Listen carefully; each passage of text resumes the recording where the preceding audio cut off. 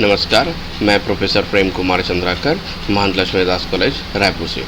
आज हम topic discussion करेंगे नॉर्मलाइजेशन। नॉर्मलाइजेशन में विभिन्न प्रकार के नॉर्मल फॉर्म होते हैं, फर्स्ट NF टू 5NF, जिसमें से आज हम डिस्कस करेंगे फर्स्ट NF और सेकेंड NF का। उसके लिए सर्वप्रथम हमें जानना ये है कि नॉर्मलाइजेशन होता क्या है।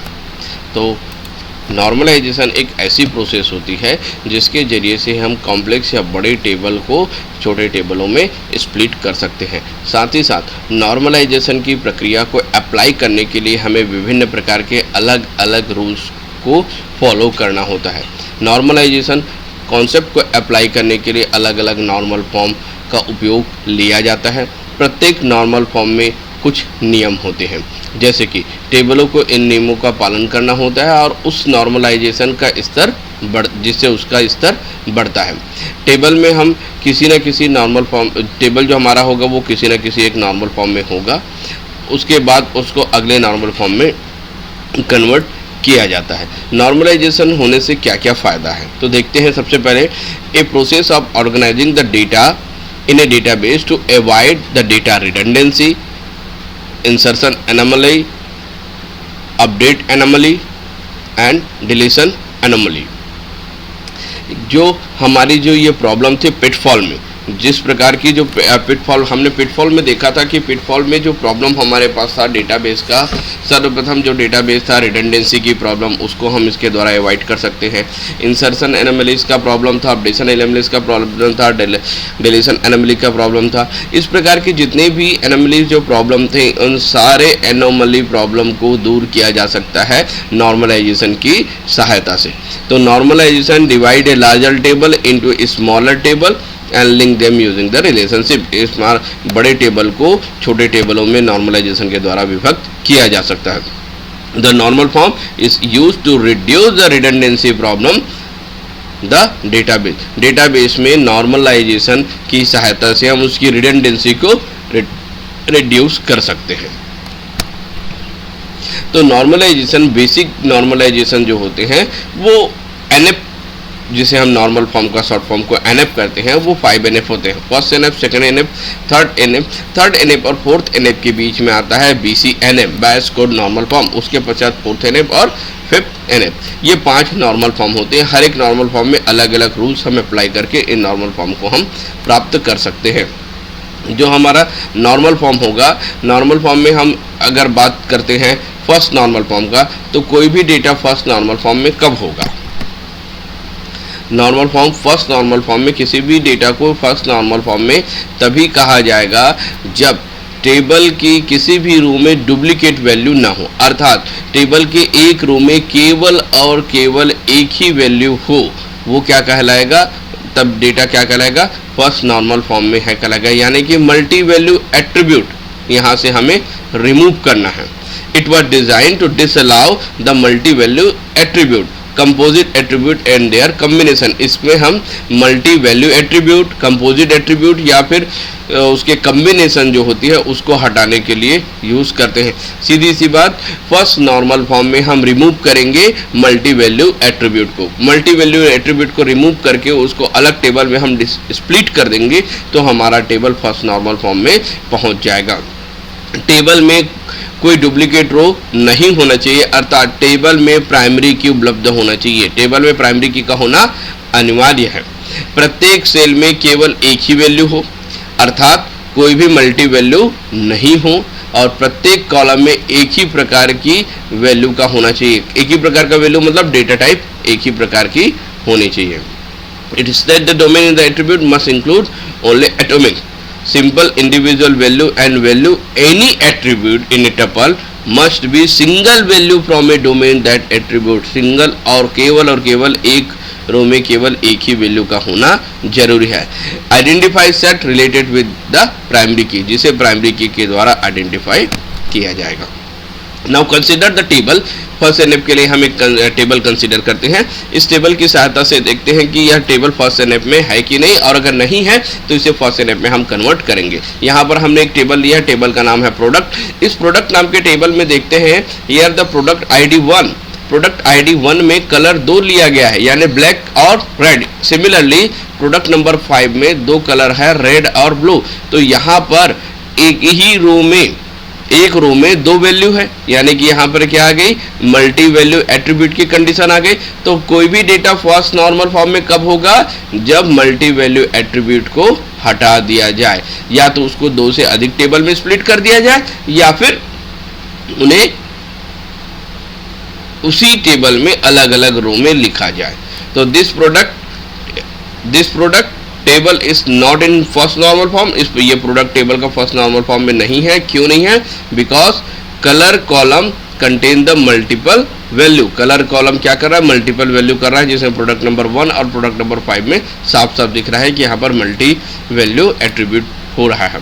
तो इसे हम डिकम्पोज कर देंगे। डिकम्पोज करने के बाद हम इसको 2 टेबल में डिवाइड कर रहे हैं। पहला है हमारा प्रोडक्ट प्राइस, जिसमें प्रोडक्ट आईडी के आधार पर प्रोडक्ट का प्राइस निर्धारित है, उसके लिए अलग टेबल हमने स्प्लिट बना दिया। और दूसरा टेबल बनाया प्रोडक्ट कलर, प्रोडक्ट आईडी के अकॉर्डिंग प्रोडक्ट कलर। तो यहाँ पर देखिए प्रोडक्ट आईडी 1 में 2 था, ब्लैक एंड रेड, तो इसको हमने 2 अलग अलग रो में डिवाइड कर दिया। प्रोडक्ट नंबर 1 के लिए 2 हमने क्या बना दिया, रो बना दिया, पहले रो में ब्लैक और दूसरे रो में रेड। इसी प्रकार प्रोडक्ट नंबर 5 के लिए भी हमने अलग अलग 2 जो है रो बना दिया, जिसमें एक में रेड और एक में ब्लू। तो इस प्रकार से हम यहाँ पर कोई भी डेटा हमारा फर्स्ट एनएफ में कब होगा, फिर से हम रिपीट कर रहे हैं, फर्स्ट एनएफ में कोई भी डेटा कब होगा, जब हम रिमूव करेंगे मल्टी वैल्यू एट्रीब्यूट को हम रिमूव कर देंगे तो हमारा डेटा फर्स्ट एनएफ में आ जाएगा। इसके लिए शर्त ये है कि मल्टी वैल्यू एट्रीब्यूट को हटाते समय प्राइमरी की का होना अनिवार्य है, और डेटा टाइप एक ही प्रकार का होना चाहिए, डिफरेंट अलग अलग डेटा टाइप की नहीं हो सकते हैं। अब बात आता है सेकेंड एनएफ। सेकेंड एनएफ में डेटा कब होगा, तो सबसे पहले कोई भी डेटा सेकेंड एनएफ में कब होगा, जब वह डेटा ऑलरेडी किस में हो, फर्स्ट एनएफ में हो। डेटा फर्स्ट एनएफ में होगा तभी उस डेटा को हम सेकेंड एनएफ में ले जाएंगे। तो table is in A first NF, table first NF में होना चाहिए, तभी उस डेटा को हम क्या कहेंगे, आगे हम सेकेंड एनएफ के रूल्स अप्लाई करेंगे। सेकेंड फर्स्ट जो शर्त है वो कौन सा है, टेबल फर्स्ट एनएफ में होना चाहिए। सेकेंड है कि non prime attribute is dependent on the proper subset of any candidate की ऑफ ए टेबल। जितने सारे नॉन की एट्रीब्यूट होंगे, वो की एट्रीब्यूट पर फंक्शनली डिपेंडेंट होना चाहिए, यानी कि we can remove the partial dependency. यहाँ पर हम किसको रिमूव करेंगे, पार्शियल डिपेंडेंसी को रिमूव करेंगे। जब कोई रिलेशन में पार्शियल डिपेंडेंसी की कंडीशन बनी होती है तो उसे रिमूव करने के पश्चात ही वह रिलेशन सेकेंड एनएफ में जा पाएगा। ठीक, तो a relation schema R is in second NF is in the first NF. अगर कोई रिलेशन स्कीमा R है वो सेकेंड एनएफ में कब जा रहा है, जब वो ऑलरेडी किसमें हो, फर्स्ट एनएफ में हो। And every non prime attribute is fully functionally dependent on the prime की एट्रीब्यूट। जितने सारे भी नॉन की एट्रीब्यूट है वो किस में होने चाहिए, प्राइमरी की पर फुल्ली फंक्शनली डिपेंडेंट होने चाहिए। तो देखते हैं, पहले तो हम ये समझने की कोशिश करेंगे कि पार्शियल डिपेंडेंसी होता क्या है जिसे हमें रिमूव करना है। तो सबसे पहले पार्शियल डिपेंडेंसी कैसी होती है, पार्शियल डिपेंडेंसी जब एक नॉन की एट्रीब्यूट केवल एक की एट्रीब्यूट पर डिपेंड ना होकर उसके अल्टरनेट यानी कि कैंडिडेट की पर भी डिपेंड करता है तो उसे पार्शियल डिपेंडेंसी कहते हैं। Here the example we can consider there is the name address and roll number is dependent on the name address and age is dependent on the roll number. यहाँ पर name address और as किस पर dependent है, roll number पर dependent है। But course का जो ड्यूरेशन है is also dependent on the class. Like BCA 3 year का है, BA 3 ईयर का है, PGDCA एंड DCA 1 ईयर का है। तो ये किस पर डिपेंडेंट है, क्लास पर। यानी कि कोर्स ड्यूरेशन फुल्ली डिपेंडेंस नहीं है किस पर, रोल नंबर पर। रोल नंबर ये फुल्ली डिपेंडेंट नहीं है। तो यहाँ पर किस प्रकार की डिपेंडेंसी बढ़ रही है, पार्शियल डिपेंडेंसी बढ़ रही है। तो सेकंड एनएफ में पार्शियल डिपेंडेंसी को ही हमें रिमूव करना है। Now we can consider the example. हम सेकंड एनएफ का एग्जांपल लेते हैं जहाँ पर हम देखते हैं कि ये जो हमारा रिलेशन है वो सेकंड एनएफ में कैसे परिवर्तित होगा। तो यहाँ पर देखिए दिस टेबल जो हम परचेज टेबल लिए थे ऑलरेडी टेबल को हमने किस में डिवाइड कर दिया था, फर्स्ट एनएफ में डिवाइड कर दिया था। तो here the table is in the first NF, यहाँ पर टेबल फर्स्ट एनएफ में है। क्यों? क्योंकि इसमें किसी प्रकार की मल्टी वैल्यू एट्रीब्यूट वाली संभावना नहीं है, मल्टी वैल्यू एट्रीब्यूट यहाँ पर नहीं है, इसलिए यह टेबल किस में है, फर्स्ट एनएफ में है। अब इस टेबल में देखिए कि जो डिपेंडेंसी है वो फुल्ली डिपेंडेंसी नहीं है। किस प्रकार से फुल्ली डिपेंडेंसी नहीं, ये देखते हैं।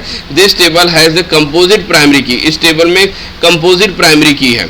Customer ID and store ID, customer ID और स्टोर आईडी से ही मिलकर कौन सा बना हुआ है, हमारा प्राइमरी की बना है। तो इसे हमें रिमूव करना है। पहला तो पार्शियल डिपेंडेंसी रहेगी, उसको रिमूव कर सकते हैं। दूसरा शर्त हमने बताया था कि कंपोजिट है तो उसे भी हमें रिमूव करना है। और तीसरा हमने बताया था कि अगर किसी भी प्रकार की उसमें प्राइमरी की नहीं है तो उसको हमें प्राइमरी की भी उसमें बनाना है। तो यहाँ पर देखिए कि दिस फंक्शन इस कंपोजिट प्राइमरी की, यहाँ पर कंपोजिट प्राइमरी की है। द नॉन की एट्रीब्यूट लोकेशन, द नॉन की attribute location is in depend on the store ID which is a part of primary की।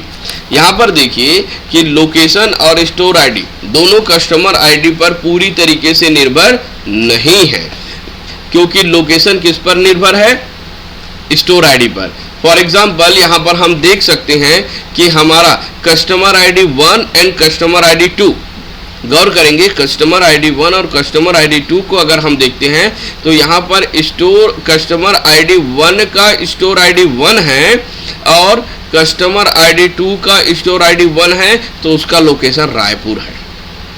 अगर 2 है तो उसका लोकेशन बिलासपुर है, अगर 3 है तो उसका लोकेशन दुर्ग है। यानी कि लोकेशन किस पर डिपेंडेंट है, स्टोर आईडी पर डिपेंडेंट है, जबकि उसको डिपेंडेंट किस पर होना चाहिए था, कस्टमर आईडी पर डिपेंडेंट होना चाहिए था। अगर वो कस्टमर आईडी पर डिपेंडेंट है तभी फुल्ली फंक्शनल डिपेंडेंसी बनेगी।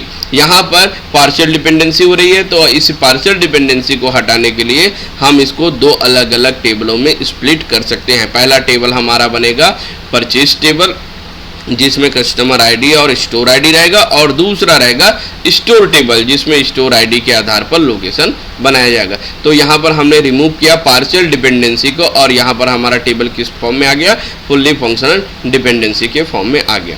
तो आज के पूरे इंटायर टॉपिक में हमने सबसे पहले देखा नॉर्मलाइजेशन होता क्या है। नॉर्मलाइजेशन एक प्रोसेस होती है जिसके द्वारा हम कॉम्प्लेक्स टेबल को सिम्प्लेक्स टेबल में परिवर्तित करने की कोशिश करते हैं।